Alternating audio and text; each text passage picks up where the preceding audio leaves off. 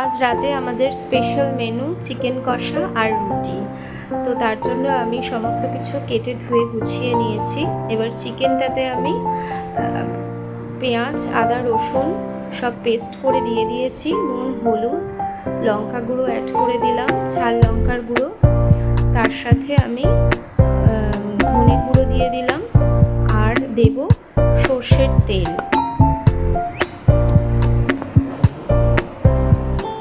আমি জিরে গুঁড়ো ব্যবহার করি না, মুরগির মাংস যখন রান্না করি আমি জিরে গুঁড়ো ব্যবহার করি না। আমি এখানে কাশ্মীরি মির্চও দিয়ে দিলাম, তাতে ঝাল লঙ্কাটা কম দিয়েছি, কাশ্মীরি মির্চটা সেই জন্য অ্যাড করলাম যাতে কালারটা সুন্দর আসে।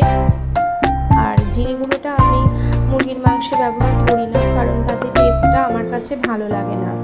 আমি সেই জন্য ধনে গুঁড়োটাই ব্যবহার করি। আমার মাংসটা ম্যারিনেট করা হয়ে গেছে, এবারে আমি আলুটা ভেজে নেব। তেল গরম হয়ে গেছে, আমি তেলের মধ্যে নুন দিয়ে দিলাম আর এবারে আমি আলুটা দেব। তেলের মধ্যে নুন দিলাম, নুনটা দিলে কি হয়, আলুটা এই যে দিলাম, এতে আলু দেওয়ার পরে যে তেলটা গায়ে ছিটকায় সেটা আর ছিটকাবে না। তো আপনারাও এটা ট্রাই করতে পারেন, আশা করি আপনাদেরও কাজে লাগবে।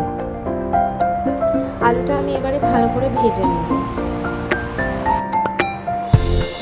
আলুটা আমার ভাজা হয়ে গেছে, এবারে আমি আলুটা তুলে নেব।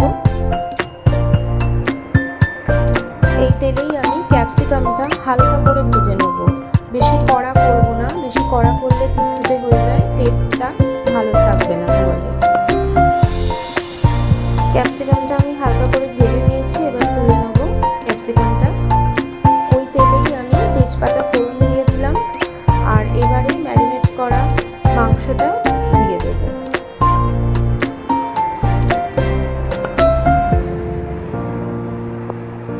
আমার ছেলের আবদার, আজকে রাত্রে চিকেন কষা আর রুটি খাবে, ওর আবদারেই বানানো। এবারে আমি মাংসটা ভালো করে কষিয়ে নেব।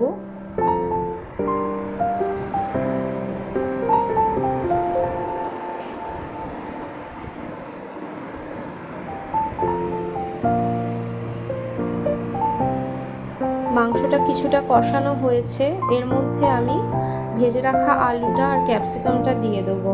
তাহলে আলুটা ভালো করে সেদ্ধ হয়ে যাবে, কারণ আমি তো মাংসের ঝোল করব না, মাংসটা কষা কষা করব, তাই আলু সেদ্ধ হওয়াটা খুবই দরকার। তাই আমি মাংসটা কিছুটা কষিয়ে নিয়ে তারপরে আলুটা তার সাথে দিয়ে দিলাম। এবারে মাংসটা ভালো করে আলুটার সাথে কষাবো।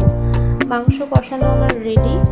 এর মধ্যে আমি কিছুটা জল অ্যাড করব, পরিমাণে জলটা কমই দিতে হবে, কারণ যেহেতু মাংসটা আমি কষা করব।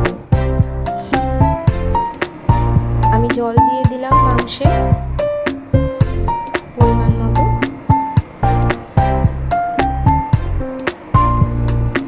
জলটা ফুটে উঠলে আমি এর মধ্যে গরম মশলা দেব।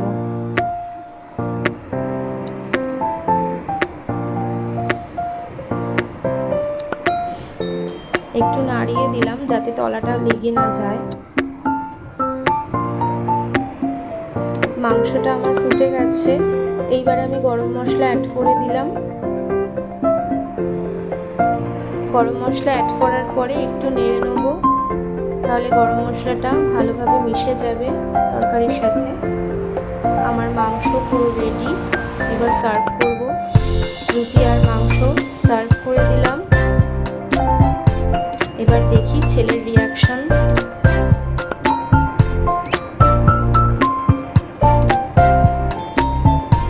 ছেলের রিয়াকশন দারুণ